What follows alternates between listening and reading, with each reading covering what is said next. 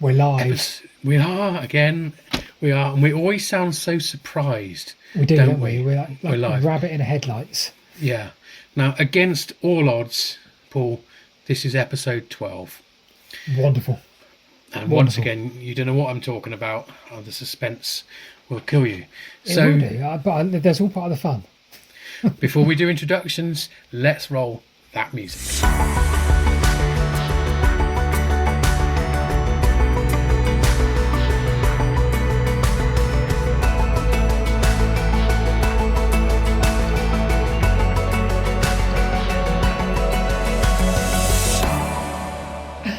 Hey, love that music. Gotta love those banjos. Gotta love those banjos. Well, welcome to Wessex Ways podcast. I'm Paul Whitewick. Who are you? I'm Headley Thorne. So you make, I make pictures. You make pictures. What move? That's all we need to know. People know who you are anyway. Let's face it. People I work with who don't know who I am know who you are. Is that true? It is. They assume brilliant. I have no life outside of work. They're right, but I like anyway. that little analogy there. I like the you make pictures and I make pictures move. Yeah. I mean, I guess I take pictures as well, but I just do 25 a second or 30 a second if I'm using the GoPro. Yeah. And maybe you can sort out my video, because anyone watching on YouTube at the moment can see that I'm going from red to pale. I've got just a cheap. I've got to get a proper camera sorted. This is ridiculous. I don't know what's worse there, Eddie. You being a bit red-faced or me being like completely pale-faced. I'm like, goodness me, I'm like white as a sheet, like I've seen a ghost.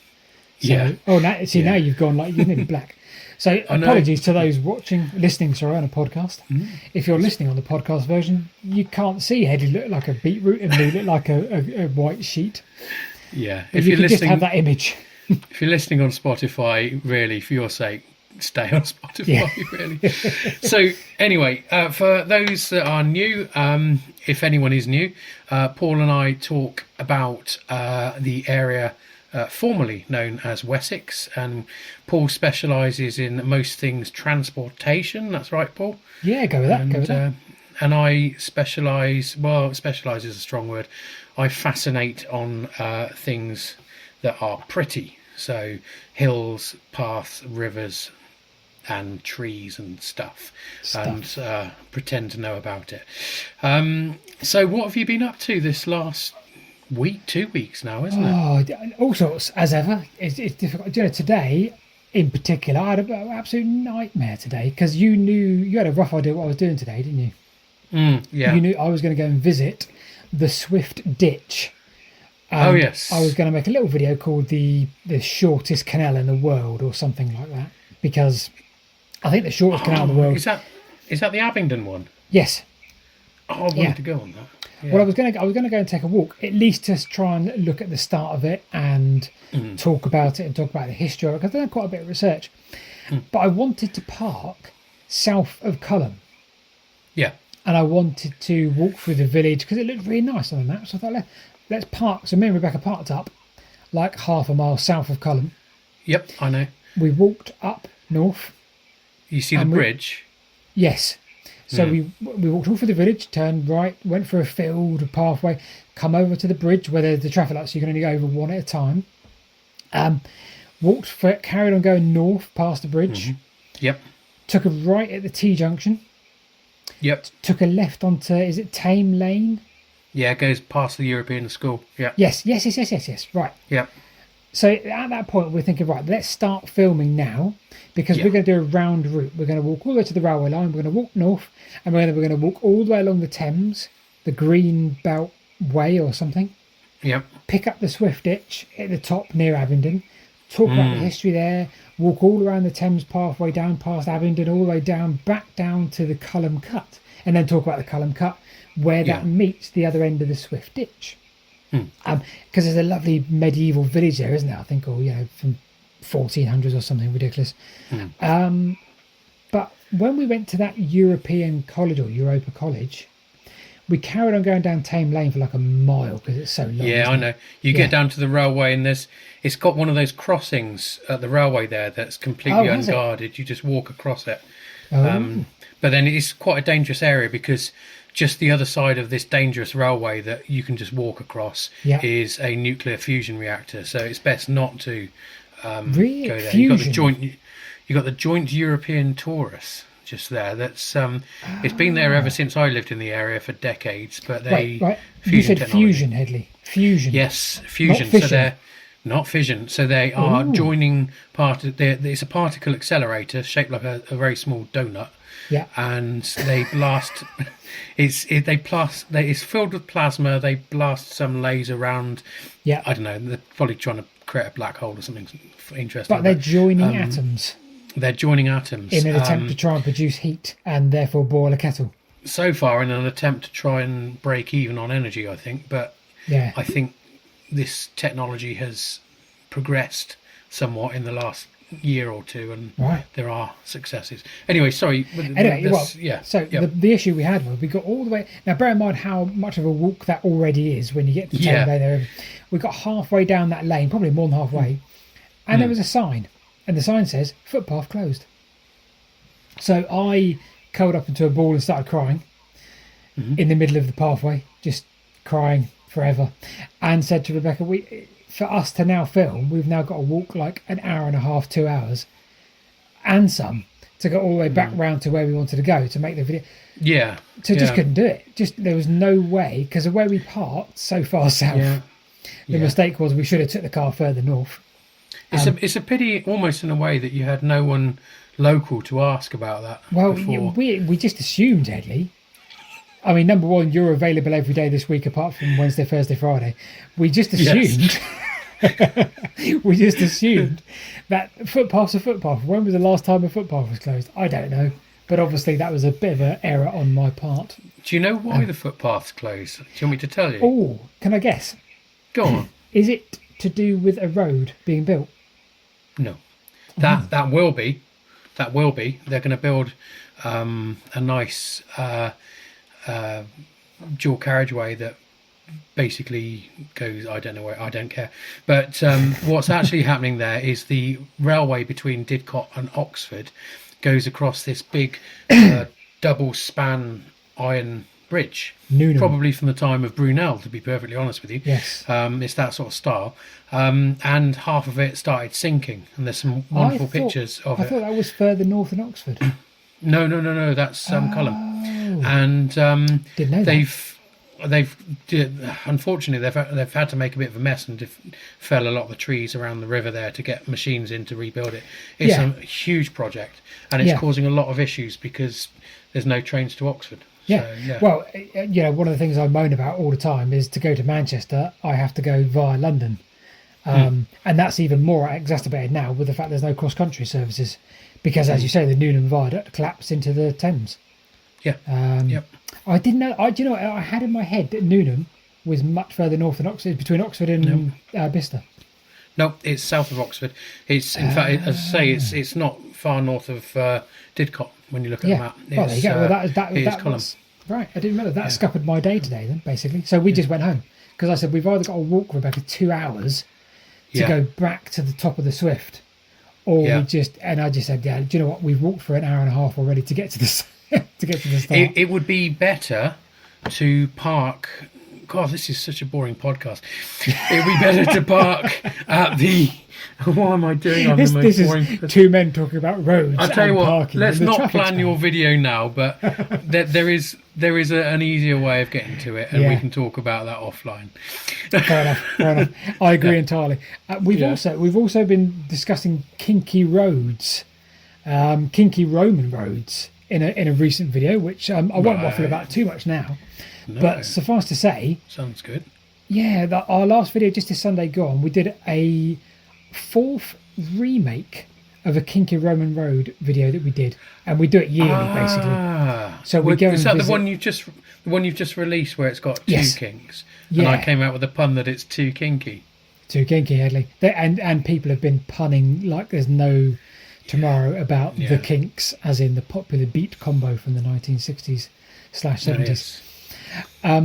However, so we did that as well, which was quite fun because we'd always been able to get to the southern side of this big kink to see if it was never could get used to go straight on. That was the whole ruse of the video. But we just thought, you know what? We've never done the northern side, so we just thought we'd turn up at a farm and just knock on a farm door and go, "Hi, can we trespass on your land, please?" And we found two lovely people that said, well, I kind of thought I'll broach it in a different way. I don't just want to say, "Hi, we make YouTube videos," because that goes down like a lead balloon. That's almost like turning up and saying, "Hi, I'm a drone pilot," basically.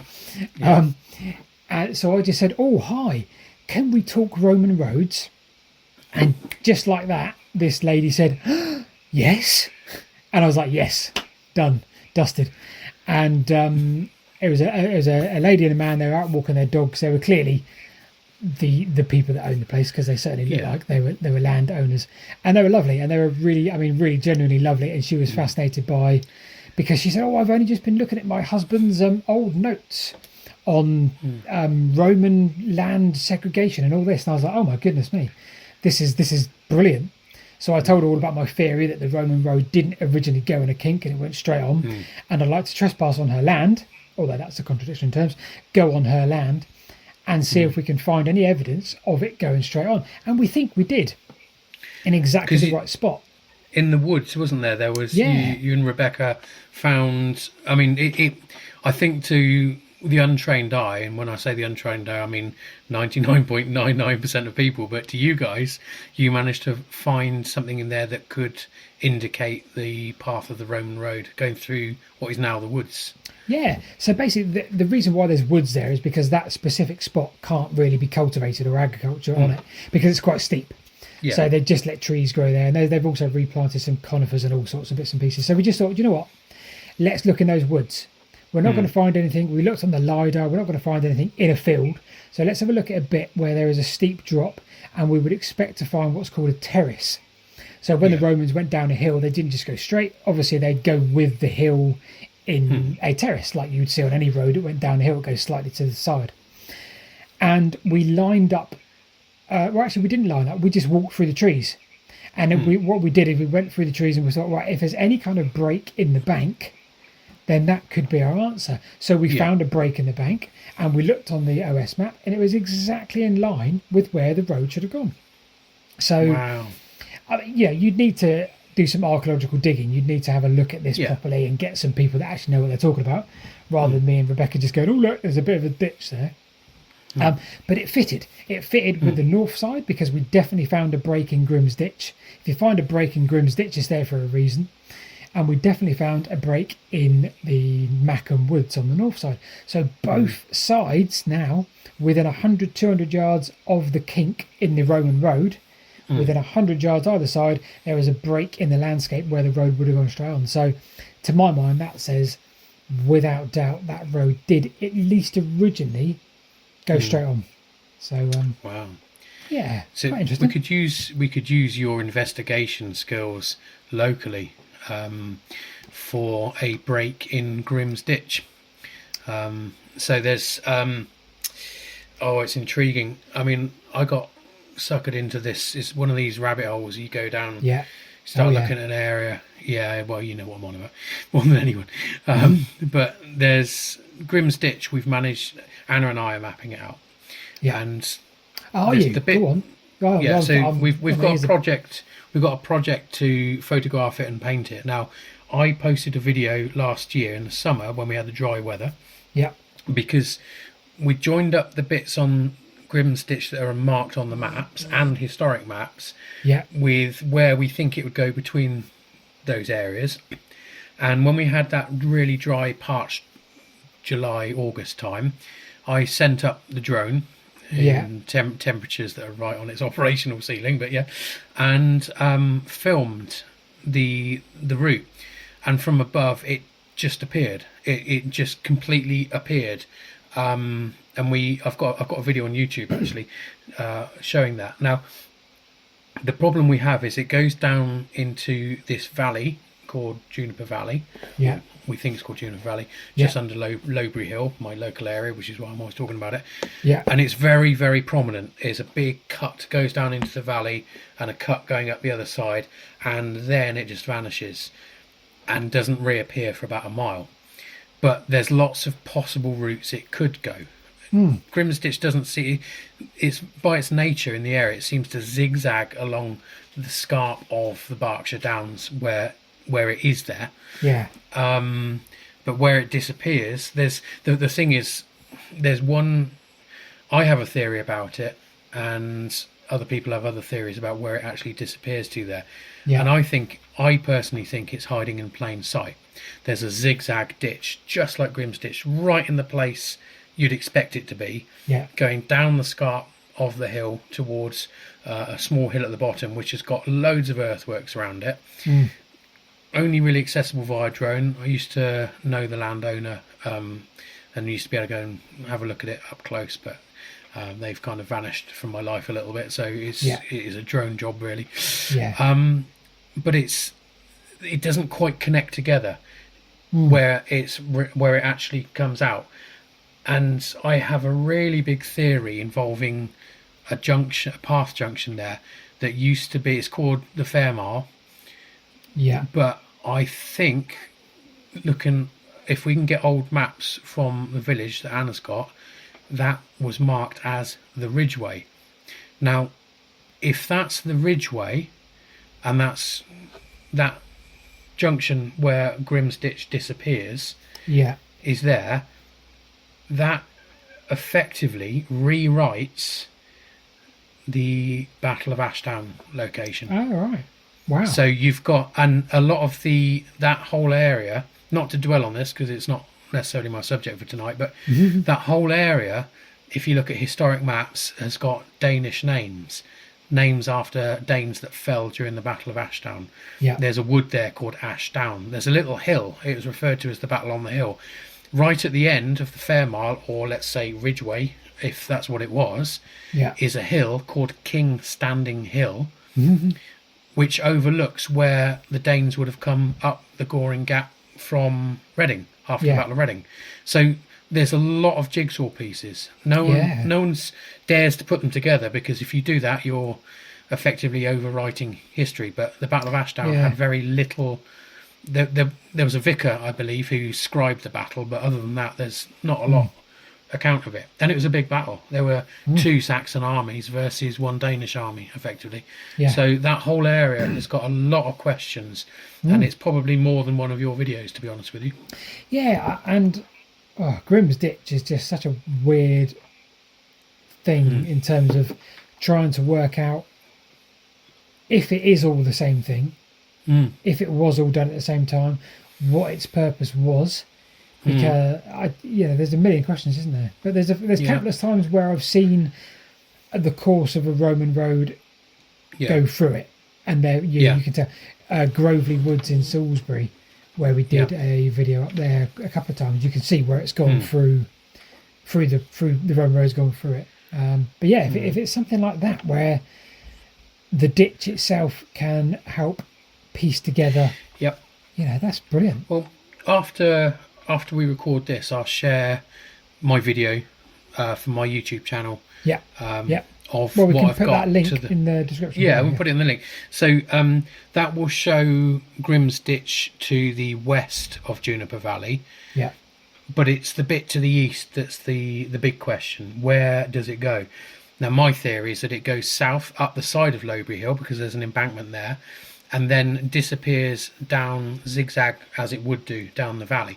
But the Battle of Ashdown finished, we believe, from what we're told, a junction of 5 paths with a thorn bush there. Basically, the last Danish were killed there. And we said, well, okay, that junction on the Fairmile, if we used to think that was the Ridgeway, has only got 4 paths. So it can't be that. Until you think, what if Grimsditch joined there as well and made 5? So, there's there's a lot of questions. There's a lot of jigsaw pieces scattered all over the floor, and we need someone to help put them together. Yeah, I love it. Love it. Anyway, in our what have we done over the last 2 weeks? That's you on Wednesday. No, I've got a little bit of a main subject, which I'll only talk about 10 minutes for, but I'll come to that. That's also what I've been doing, but I won't waffle about that for the second. What have you been up to, Headley? I think is the more important question. Let me work backwards. So I was in Portsmouth today. Beautiful, sunny, hot day, achingly blue sea, absolutely gorgeous. We went down to see the Victory again. And the problem is, since we last went, my son, who was a little boy at the time, is now 6'3", and so the Victory wasn't designed for people who are 6'3", and so he's sort of walking around on all fours basically through the ship. But the Victory's being renovated at the moment because it's sitting in this dry dock, and the weight's been pushing down on it. I know how it feels, and it's basically it's bulging towards the bottom. Yeah. So it's a massive project. It's going to take 10 years to fix that. But they've got it all covered over. But they've made it really tourist friendly. You can go down under the hull of the Victory and have a look at it from underneath, which is amazing. And they've got a little museum, so to speak, on the actual renovation itself. Where they're renovating it, they've put glass windows, covered it all over, and you can go in and watch them. It's amazing. Yeah. Tomorrow I'm off on the Ridgeway on a bit of a walk with another photographer called Sam. That should be good. The last week has been, parking work, inverted commas, the airport for a minute, has all been all about our upcoming Wessex Airscape show. In Devizes, a lot of preparation for that. We're getting some historians to do some talks. We've been organising some walks with the museum, who's represented by Glyn Coy, no less, from Hidden Wiltshire. So we had a meeting with him yesterday. That was good fun. Took my mum to Avebury. Mum, unfortunately, is suffering dementia now, and so I think it's important to get her out as often as possible. Just realised I should have phoned her to remind her to have dinner. Never mind. But getting her out and about, and we met up with Mike Robinson, who is the sort of the National Trust representative for Avebury, and he gave us a tour, including Silbury Hill, etc., etc. Wonderful day out, very hot. And then we ended up going up to Barbary Castle, where I actually took a last-minute picture for Wessex Airscapes. I didn't want to. We had everything printed, framed up, and everything. I took this picture. Everything was just right with it, and I started to contact the museums, like, can we put another one? So a couple of things. I went up Lowbury Hill, as I do quite regularly, but the whole of the top of the hill, I call it Sky Meadow now, because it's got long natural grass, wildflowers. Oh, it's wonderful. It's good. So I went up there, and it was one of those days where I took it as a day off everything. So my wife was working, kids were at school, and I sort of just took a day off doing anything. And I went up there, and I took a coat deliberately because it's beautifully hot weather. Put the coat, flatten some of the grass around the summit, just lie down, and I just laid there for about an hour by the trig point on my back, looking up, and you can see the grass blowing above you and skyline. It's just, you just enter this kind of weird state of relaxation that just gives you a huge reset. It's amazing. I did a great photo shoot for, I'm going to get their name right, I think they're called Horsebox Coffee, and they're based up near Whitnam Clumps, and they make this wonderful coffee. And again, I'm not paid to say this, it's just that as well as paying me for the photo shoot, they gave me a big bag of freshly ground coffee, which was nice. And the photo shoot involved, they got these 2CV vans, but I never realised how fast they were, and they're driving them over the roads past Whitnam Clumps and through country roads, and I'm in the back of an open top Audi behind this 2CV van, chasing it down these roads with a drone flying above us. Just the best thing you can do. It's brilliant. So so that was my week. Sorry, that was I rattled different on a bit there. No, it's a bit different. Good. Yeah. I've never done that. Followed a car, flying a drone. It's How great. cool that? Yeah, It's great. It was just good. So I was sitting. Yeah, so it was a beautiful evening. We did this 2 evenings in a row, and this guy's driving me at breakneck speed in this Audi A4 convertible. Yeah. Not breakneck, just in case they're listening. It wasn't. It was within the limit. Shouldn't get anyone arrested. But following this 2CV that seemed to be completely overpowered for what it was, and again the drones above our car, and it's just great fun. But it's been a really weird week with Twitter as well. Twitter's your Twitter's gone mad, Headley. I don't know.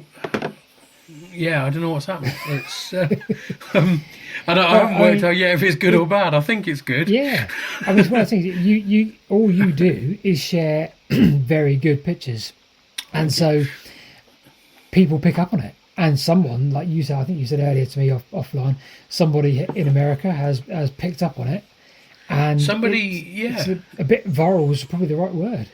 Something's gone a bit weird because, I knew, something's wrong when your phone goes hot. It's kind of, it's like I've been posting pictures as normal, and I posted a picture of a gate.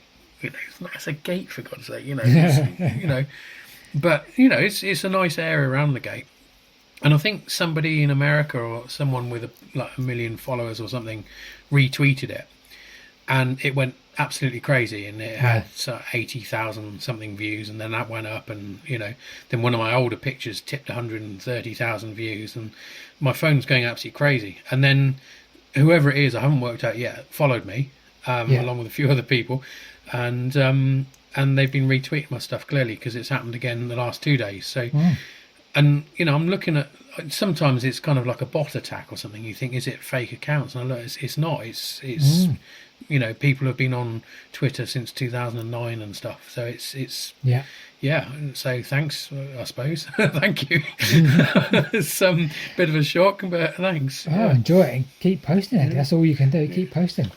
Yeah, just keep posting. Just take pictures, post them, and whatever. But it's good fun.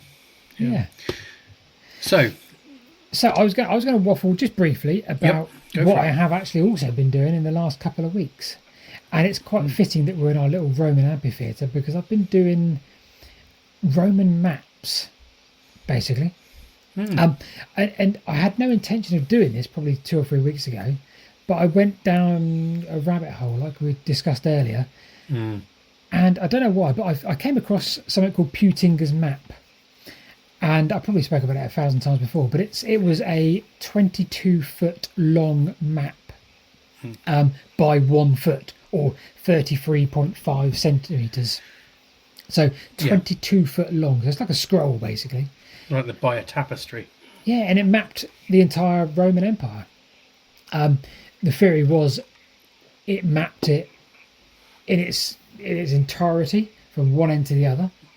But with the biggest irony of all, it doesn't include Britain, because the parchment, the original parchment, was ripped, and you can just about see. I don't even know if you can see London, but it's sort of ripped between London down to Exeter. So it's got 5 cities on from the UK.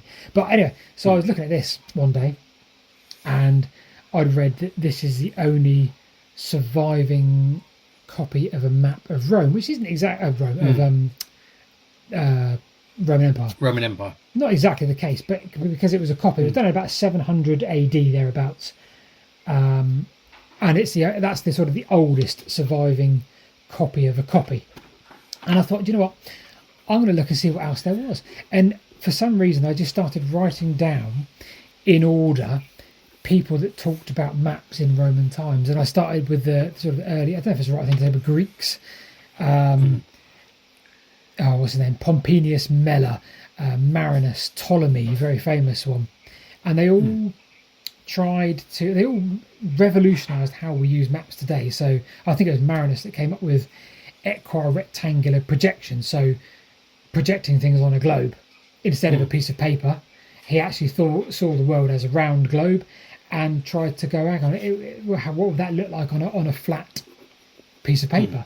So did the equirectangular projection. And they used to measure things in stadia. So 185 metres with one stadia. And they said, right, well, base point is the Canary Islands. They didn't call it the Canary Islands. They said base point is Canary Islands. That's as far west as we go. That's the known land at the time. Everything was mapped from that point.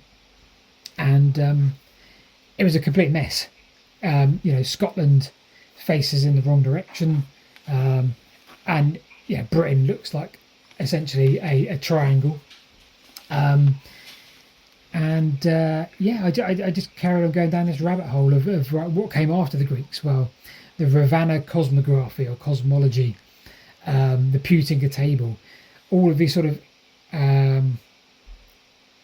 early, in our language, early Saxon times. And then there's all the sort of medieval. Yeah, you showed me one today, Headley, on Twitter. What was that you shared on Twitter today? I tagged you. I don't know. Twitter, it could be anything and anywhere. I'm lost with Twitter. But there was someone shared a very, very handsome looking map. I can't remember what it was, but it basically. You're better at interpreting these things than me, and so I kind of tagged you because I was on my way out. But I remember thinking how unique it looked, and I can't remember what it was. Now I remember. So that is a medieval interpretation of the Antonine itineraries. So the Antonine itineraries are, if you think of a transit map, John Ogilvy did them in the 1600s. A transit map. So you wanted to get from Didcot to Andover, right? You'd have a transit map. So you'd have a map that says, well, your first stopping point from Didcot is Abingdon. So you'd know the road to Abingdon. Right. No, that's the wrong way around, isn't it? I don't know. I was going to say, you're heading north there. It'd be Newbury or something, yeah. Yeah, so let's say Newbury. So your map would say, head to the Newbury. So you go, okay, head to Newbury. It wouldn't be a map in the sense of a big, nice OS map. It would literally be a long line. After Newbury, you'd need to find, I don't know, Kingsclear, Highclear, whatever. So it's almost like a tube map without dedicated lines. Yeah, 100%. Yeah. So the Antonine itineraries were routes. There were loads of routes, possibly for taxation purposes, but that's open to suggestion. That map that you saw today is a map purely based on a modern map of the Britain, but using the itineraries to plot where things were. And the thing with the itineraries is there's so many mistakes. The mileage is all wrong. Well, it's not all wrong, but some of the mileage is wrong, so it doesn't add up. But they also, that map as well, it looks great, but they put Chichester where Silchester should be. What's Chichester? Nova Magus. And they put that where Silchester is. They put Vindomis in the wrong place. But anyway, whatever. It is a fairly unique looking map. So we've done this huge video, nearly 25 minutes long, on every map that I've been able to find and interpret of Roman Britain, but basically based on the fact there were no maps. So they made all of these maps based on the early Greeks, for example. They did descriptive methods. Not one of their own maps survived, but they did descriptive methods. And this is what you find. You find so many of them did descriptions. And they wrote down all their distances and their calculations in stadia. They measured the Earth to be 40,000 kilometres, no, 33,000 kilometres, based on 280,000 stadia. And they got that wrong by about 17%, which is quite a lot, about 7,000 kilometres. So based on that, there were more mistakes. But it's still beautiful to see how these early people sort of interpreted the world that was around them. And the biggest question I sort of asked myself is, look, this was modern mapping at the time. So however did the Romans get around? And it still sort of puzzles me today to think that the absolute pinnacle of mapping at the time was getting things wrong. So how did they get about? And it turns out that a lot of these interpretations I found that they were all itineraries, they were all lists. And I really think the Romans didn't have a need to map in the sense that we see an OS map today. So we look at a map on a sheet of paper and we go, right, I want to go that way, I want to go that way, or whatever. But the Romans, I personally don't believe they saw the world like that. I think they saw the world like the Putinga table. And the Pewtinker table isn't a map. Number one, it's a work of art, but number two, it's a transit map. It's got lines, to have Rome in the middle. And the other thing about the Pewtinker table is it has both Pompeii on it. Pompeii was destroyed in 79 AD, and it has Constantinople on it. Well, that wasn't found until, 350 AD. So it was a work of art. It was something where they just wanted to map the empire, despite the fact that whenever it was done, it had a town that was no longer there, Pompeii, near Naples, and it had Istanbul or Constantinople. So we went down this huge rabbit hole, and we finished off with all the antiquarians like Stukely and William Camden that did the same sort of thing. They tried to map Roman Britain, and I finished off with Ivan McGarry, my favourite sort of modern antiquarian who, his life is a story in its own right. But for those watching us on YouTube, there is his big book, and work of art. But to do this, Headley, goodness me, so that's a 300-page study by somebody in 2021 by Keith Fitzpatrick Matthews, who tried to understand the Ravenna cosmology. What else have we got? Roman roads in Great Britain. We've also got the geography of Claudius Ptolemy. You can't see that. I'll hold that up as well. Yep. And again, it's showing you how we work stuff out. It's been such a fascinating journey, and it took me 3 days to edit, and I used 684 files to make this edit. So when you see this 23-minute video on Sunday this week, please watch it. Yeah. You may have already watched it if you're listening to this podcast. Watch it and share watch it again. I think. Yeah. Watch it, share it. But know that one video for 23 minutes long has got nearly 700 items in it, whether it's a picture or a filter or a video shot or a camera or a bit of overlay. And I'm quite proud of it. But it was also it was such a good learning curve. And we before I let you waffle on, Headley, one of the things we wanted to point out at the end is we're not historians, because people often sort of say, "Oh, you're a historian on this, that, and the other." And I really wanted to highlight that all I've done is spent 2 weeks researching. So I'd rather sort of see us as people that storytell based on the research they've done, because I'll forget this in 2 weeks' time, and someone will ask me about a railway in Oxford, and I'll tell them that the Newnham Viaduct is near Bicester. But so I think a historian is someone that has a niche specialist subject and knows it inside out and could go on mastermind and do their specialist subject. But really fascinating, fascinating journey. That's amazing. That's amazing. That's I look forward to that video. It looks like I'm going to put some time aside to watch that without any kind of interruption as well. Cool. So I think that'll be good. It was good fun to make. Really good fun to make. Hard work, but that's the whole point, isn't it? Clearly. Yeah, well, you get out what you put in, so it's good. Yeah. Looking forward to it. Hey, Headley, is it time for treasure hunt? Well, before we do treasure hunt, let's just recap where we are. So we've got treasure hunt coming up in a minute. So if anyone's bored, now's the time to turn off and watch something more interesting. I just want to give 2 shout outs. So what we'll do is I'll do a couple of shout outs now. Yep. We do your precious treasure hunt, which leads into my waffling. And then at the end, we will do a feature that's been quite popular in the last few ones. We are going to read out people's comments from the previous video, good or bad. Yeah, we can't always guarantee we'll do this, because one day there'll be gazillions. But only if I share it on Twitter.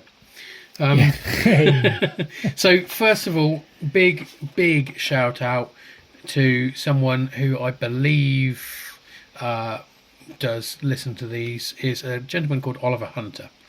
So Oliver contacted us this week, and he's having a bit of a clear out of books, and I won't go into the story, but he's selected books that he knows that you and I would like, and he's offered to drop them off round at my house. So that is really, really nice. Thank you, Oliver. Thank you. Listener of the week. There's a thing, Headley. Listener of the week. Listener of the week. If you want to be listener of the week, send hard cash to so cheesy. Put why in the comments below. Why should you be listener of the week? Yeah, like this, Eddie, like this. I do. That's just so cheap. We need a cheesy. Let's get some interaction going. Yeah. We need a cheesy bit of music there. Listener of the week. You know what I mean? Something. No. Nope. So, second shout out to gentleman who I did a photo shoot with. It's one of these photo shoots that just, this is obviously I'm advertising my cheap photo shoots, and people are sort of taking me up on it, which is good. Thank you. Gentleman called Will Axtell. Lives in, I won't say the name of the village because don't want people pinpointing people, but lives in a beautiful village in Berkshire. Did a photo shoot for him, went for a little walk after. He's got a lovely house, really, really lovely house. Went for a walk with him, his wife and his dog up into the hills. Did a little bit of a photo shoot there as well. And it was just one of those perfect evenings for a photo shoot where you had good light. The fields were all really, really colourful. Yeah, it was just really, really beautiful. So yeah, absolute delight on that. Wonderful, and he sounds quite chuffed as well. Cool. There was one other notice before we go into treasure hunt. I was going to put it to listeners and viewers. We don't have that many, but the ones we do have are really, really cool. And they're quite interactive. What do you think to an on-site podcast? Oh well, we have talked about this, haven't we? Yeah, we have. Yeah. So, what would people think? So, I mean, we were talking maybe of getting a guest involved as well. So, what if instead of recording in this fake amphitheatre we have round here, which YouTube users will understand.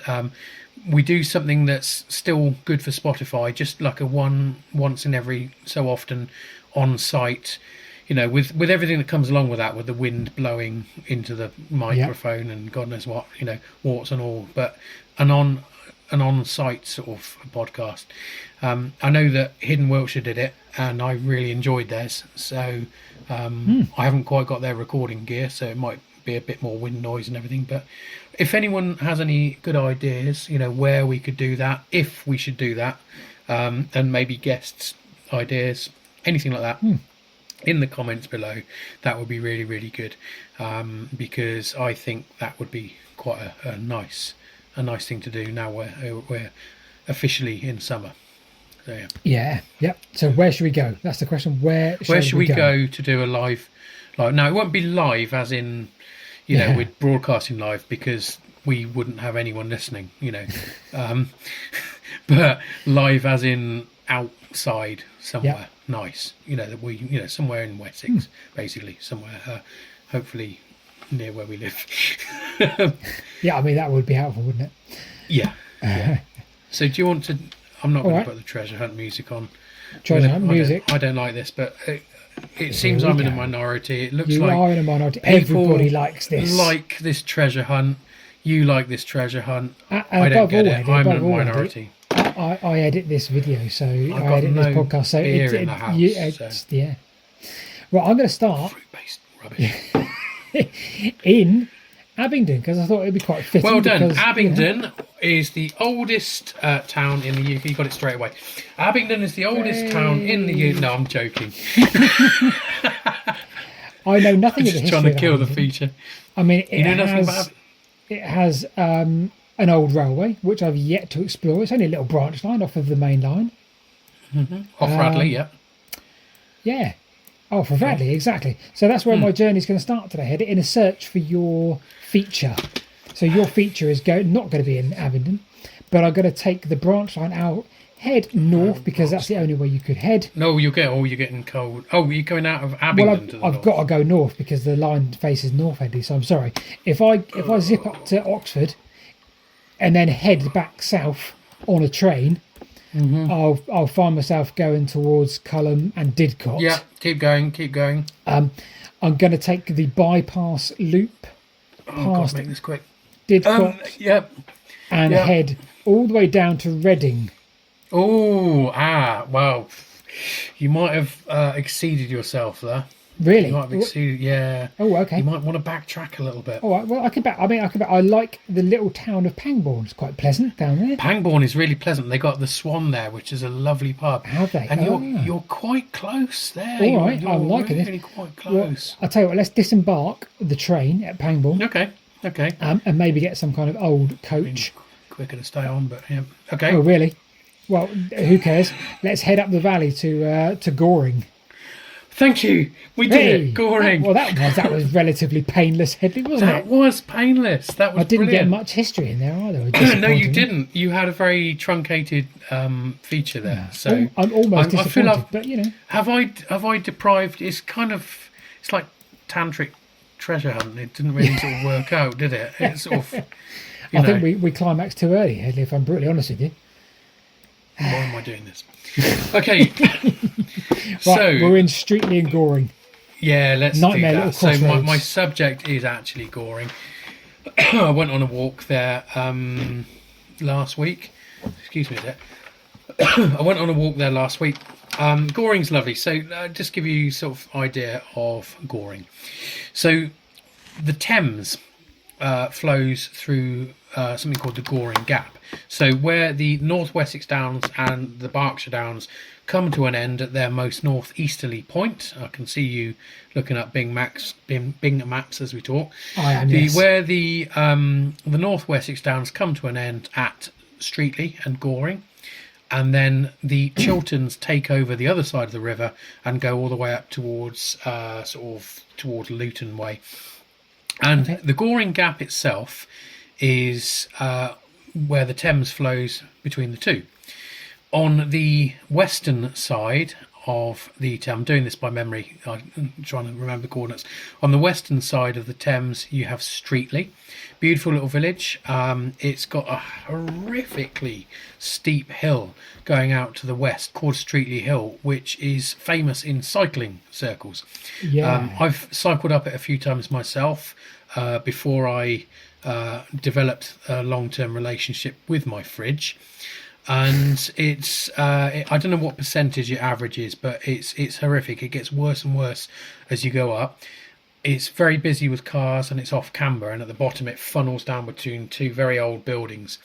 But Streatley's a lovely little village, and it's actually the Ridgeway goes through Streatley. At that point, it's actually the road, and it goes up to the northwest of the village. It goes up Streatley Warren, which is I use these words all the time, but it's stunning.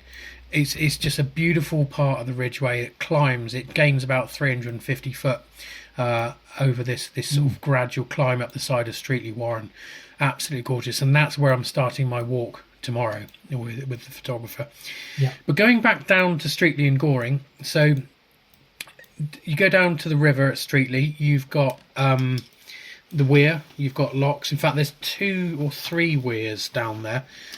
You've got locks, you've got a lock, and then you cross the river, and you are... Now, this is a bit controversial, today's choice, because I think the river was probably the boundary between Wessex and Mercia. So really? You could, at most of the time, so you could say Streatley is probably Wessex, and Goring is probably Mercia. Yeah. And so you go into Goring, you've got my favourite cafe there is Pierpont Cafe, which is one of these cafes that's a little bit pricey, but what you get is stunning food. And that's right next to where George Michael used to live, and in fact was found dead on Christmas Day, I believe. He had the mill house down by the river, and it's gorgeous. His garden, there's a little inlet from the river, and it's basically George Michael had this beautiful old house right by the church, and he had his own little kind of inlet from the Thames with willow trees and everything. It's just, if you could live anywhere, seriously, it would be there. It's absolutely stunning. Next to his place, I mean, that was all flowers after he died. It was quite a moving tribute. Next to his place is the village hall, and that's where we had the Lowbury Hill exhibition talk, which is nice. And of course, Goring has got a station as well. It's on the main line, the GWR. Yeah. So, you know, it's easy to get to from anywhere, from London, Oxford, you know, along those sort of areas. Now, what I want to do is I just want to explain a little bit about the Goring Gap, because the Goring Gap is quite spectacular. You've got a lot of features down there. You've got Basildon House, which is a National Trust property. It's my closest one, which we go to quite a lot. We have done over the years. Beautiful walks around there on the side of the valley, on the western side. And you've got it's just a beautiful valley. It's a really beautiful part of the Thames. But the Goring Gap wasn't always there. So I wanted just to read this paragraph from Wikipedia. It says, so 500,000 years ago, the chalk hills formed a continuous escarpment. Thus the Thames flowed northeastwards to reach the North Sea, sharing the catchment of the Great Ouse. So to me, that's kind of probably coming out towards the Wash. Yeah. Or maybe in the Wash. A headwater of the latter, so the Ouse, still comes within 2 miles of low-gradient Thames tributary, the Cherwell, in an almost flat landscape. During maxima of the recent ice ages, the plain of the lower course froze, leaving all of northern England covered in ice sheets. The sheets grew to reach a likely previous escape and overflow via the deep valleys of the Bulbourne Gade, Upper Colne, Stort and Stour. The Thames was thus halted. So you got the Thames not being able to travel north, basically. Yeah. So it formed a lake submerging the plain of Oxford. And it said a winter frozen but summer thawed type lake. Yeah. So what you've got now is you've got if you imagine the Chilterns and the Berkshire Downs forming one continuous line of hills with a bend in the middle, holding back this lake. Yeah. This eventually became so high that it overtopped the escarpment. So this would have flooded the whole of what we now know as the Thames Valley, right up probably towards Lechlade. Yeah. It overflowed, overtopped the escarpment and cut a new route through the chalk. So we're now talking about going towards Reading. Yeah. Thus creating the Goring Gap. Since the ice sheets receded, the Thames has continued its new course, that is the one through Berkshire, to soon meet the River Kennet, which had already carved out the lower Thames Valley. So you had a ready-made valley for the Thames to then flow into. I think that's fascinating. So the Thames used to go all the way around the Chilterns, over the top, and then it was stopped, massive lake, overspilled the Chilterns and cut the valley. I think that's fascinating. So that's the history of the Goring Gap itself. Excuse me. So on the western side of the Goring Gap at Streatley, you've got some of your favourite open access areas.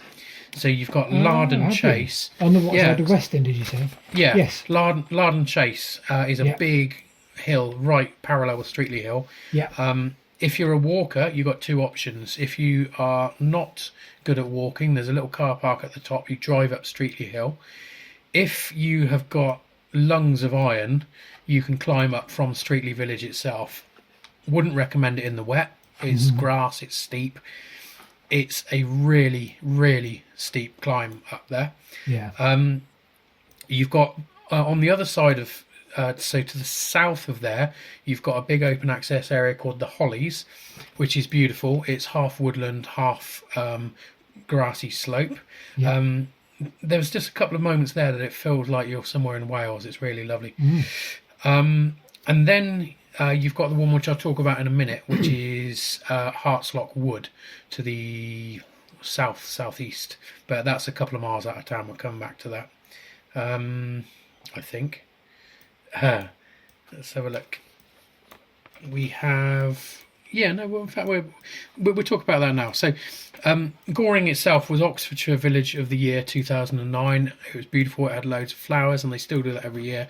Yeah. So, a friend of mine called Andy Knight, a very good friend of mine. He's helped me a lot previously. He was looking for somewhere to visit in Oxfordshire the other day and to celebrate his anniversary, and I recommended Goring. So he went to the cafe, he saw the river and everything, and definitely recommend. So my walk took me past Goring Station. So you go. I'm guessing you're mapping this. So you go past Goring. In fact, I'm going to have to do the same. So, and this is a walk I recommend to anyone who can do probably 6-7 miles. It's not a huge walk. It does involve some fairly big gradients at one point. So let me just bring it up. But it is really, really nice. Ordnance survey. Where are you? Here we go. So I actually started at Larden Chase, but anyway, we go down to the station at Goring, and if you've got the Ordnance Survey map, you can see a yellow road going to the southeast. Follow that down. Now, there is a path that splits off and joins the Thames Path at that point, but don't go that way. What you do is you carry on down the road, and there are two clumps. You can now see a big open access area with two kind of clumps on it. You can see those quite clearly from the railway. So the railway bridge there is actually an Isambard Kingdom Brunel bridge, and you get a good view of that in a minute. You keep along that road, and it kind of turns into a path.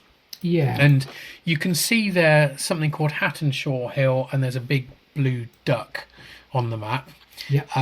Now, that is a very, very steep area. This is Hartslock Wood, and this is an open access area, and this is gorgeous. It's an astounding view. If you can get up to where, literally on the map, where that big blue duck is, you can climb up from the path there. And that's the picture that I took of the gate I was on about that went a little bit viral. And the views there are absolutely amazing. You can see all the way up the valley both ways. You're high above the Thames, and the hills just plunge straight down into the Thames there. It's quite dramatic. And there's a nice tree there on its own. In fact, it's marked on the map. It's just a tree on its own. And if you're looking for somewhere shady, or sheltering from the rain, but at the moment shady, that's a great place to have your lunch. That's great.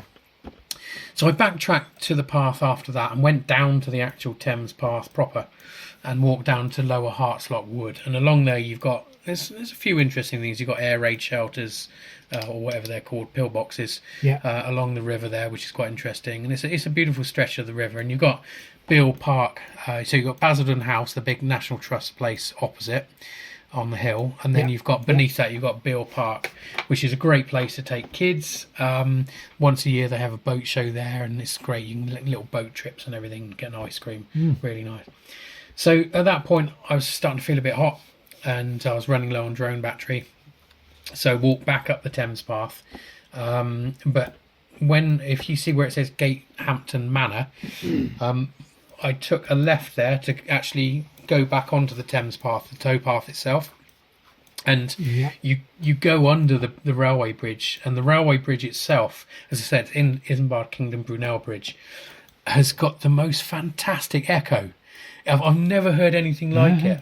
I thought something was wrong. I was walking under there. This is really, really strange noise coming from all around me, and it took me about 5 seconds to realise it was the echo coming from my own feet on the stone. You did the thing where you start clapping and you start going, oh, you know, and you know, it was amazing until these two ladies walked past and just thought I was just some weird person.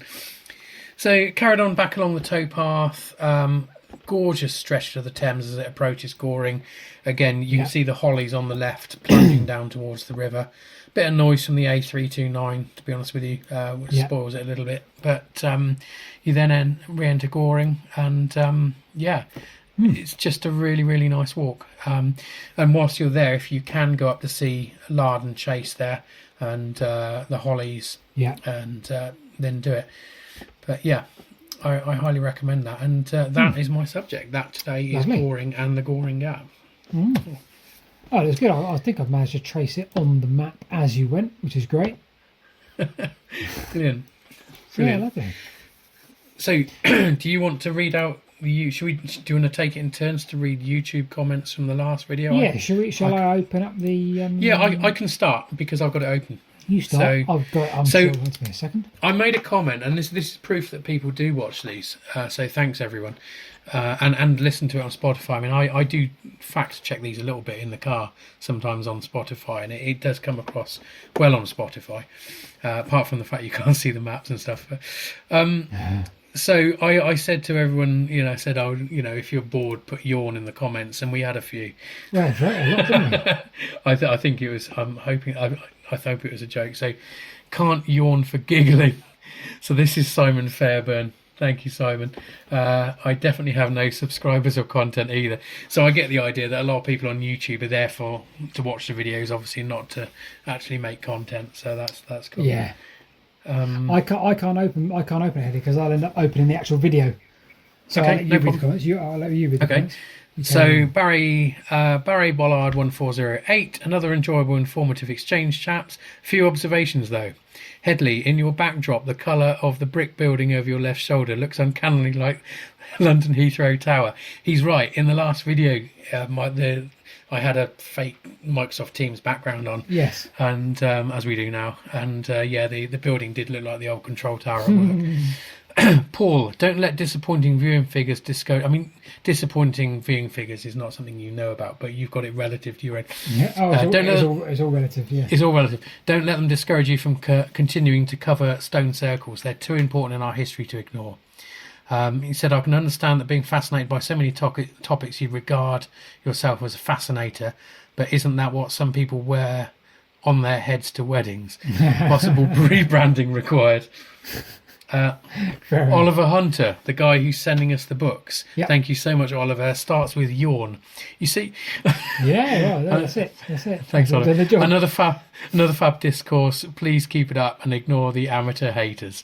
I have a number of old books that you might be interested in. Yeah, that's where he said it. That's great. Ian D. Dalton. Hi, Ian.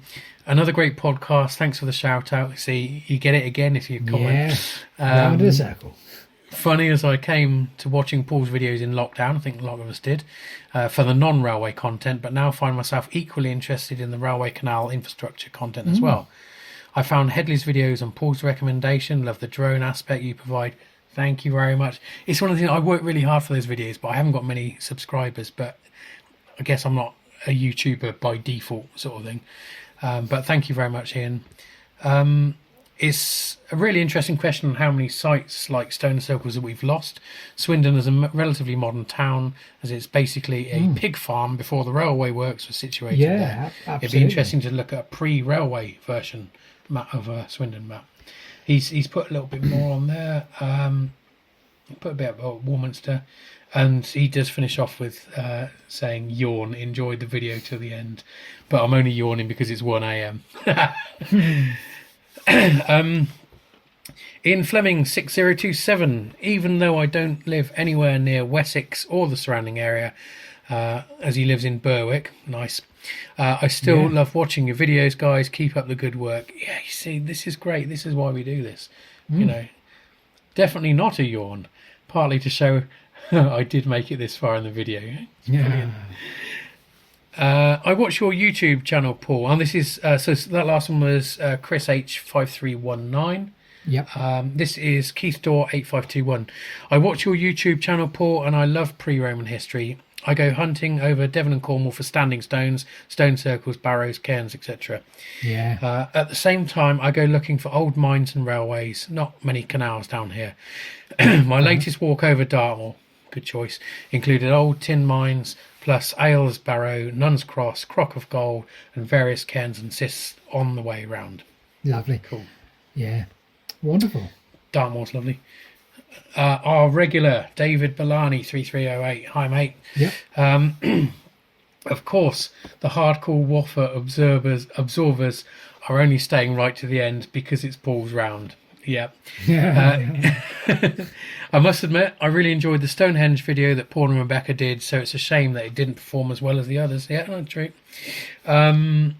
And he goes on. He addresses a lot of points through the video, so I won't actually read them all out, David.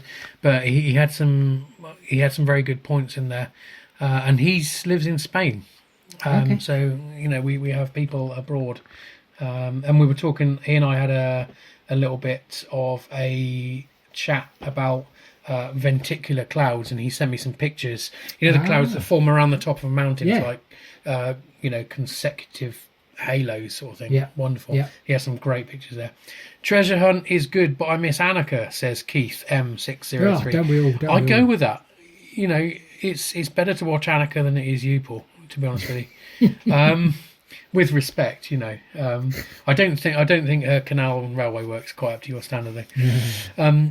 He said, for Paul, some of us love prehistory and get excited with the talk of stones. Maybe because I live near Dartmoor, though. More Bronze Age, please. Yeah. Yeah. No, fair enough. More Bronze Age, we can do that. Yeah. Yeah. Malcolm Richardson 3881, fascinating, very informative conversation. Maybe he's commenting on the wrong video there. Clearly a lot to look forward to. Cheers, Malcolm. He says, am I allowed? So this is Barry Conway. He wants 2 comments. What do you reckon? He wants 2 comments. 2 comments. Yeah, let's do this. At this stage, I think we'll allow that. We'll allow that, yeah. He says, thinking on your musings about what had disappeared and following on from Swindon's lost zone circles, there's so much gone in the gravels of the Thames Valley alone, as much as through natural erosion of material, so gravel banks, timber structures, sewage, as through deliberate, albeit uninterested construction destruction. Plenty more potential material and waffling along those lines if you're ever at a loss. Yeah, I like that. I like that a lot. Yeah. And he ties in with lost crossings and that sort of thing, doesn't it? Yeah, and he mentioned the disappearance of the Cuddeston, the standing stones in the 1980s. Maybe one. You see. Like it. Delete that one. That's a Russian. Right. I'm not being racist. It's just they're obviously here too. Right. Okay. I like the treasure hunt. Oh, Anne Fieldhouse 2020. I feel I've deprived her from a truncated treasure hunt. Lots of interesting little bits along the way. Yes, please bring it back for next time. Thank you once again for a chat. P.S. was and I'm a great lover of Time Team. We've got a member of Time Team. Anna and I are going out with Alexander Langlands from Time Team in a few weeks, going out to Old Sarum to have a look around, and he's going to do a talk at our Wessex Airscape show. Oh, wow. Brilliant. Yeah, Barry Conway. Oh, this is his second comment. Yawn. Yep. Bring back treasure hunt. I always play along at home. And he's put in brackets, I don't. Looking forward to lots of Roman Rose content. Got a couple, one more to go because the last one was mine. He's put, hello again. This is Davey941. Hello again, Paul and Headley. Another very interesting podcast. Nice suntan Headley, LMAO. I know. I've got to get this sorted, haven't I? It's still a learning thing, guys. Yeah. I love the Stones. Well, lack of learning because I haven't sorted it out. I love the Stones one, Paul. Time Team were great. The drone pic painting sounds cool. Yeah, that's Anna. I'm looking forward to those videos, Paul. Well done, and thank you again, both. Davey941. Cheers. Cool. Thank you. Love it. And that's it. Yeah. So do keep commenting, people, because if there's anything interesting, we'll pick up on it and we'll whatever it is, whether it's a question or whether it's suggestions, anything at all. Really, we love looking at the comments. So whilst we have a relative low number of listeners, so to speak, quality over quantity, then we can afford to read out everyone's nice comments, that is. So, and again, if you're listening on Spotify, Google, Apple, and not YouTube, then just message one of us on Twitter. We're on there all the time. I do read my messages, even if right at the moment, probably a temporary thing, I'm a bit behind on notifications. So, yeah. Cool. Right, everything I've got. That's probably us for the week, Headley. I think so. I think so. It was a nice little waffle about Goring and Streatley, and my little waffle about my map rabbit hole. Yes. Yeah. So thanks everybody for listening. Thanks for your listenership, your watch ship, or whatever that be on YouTube. And if you have made it this far, give us a like. Absolutely, yes. Okay. Right, Thanks very much, everyone. See you soon. Cheers. Okay. Bye bye.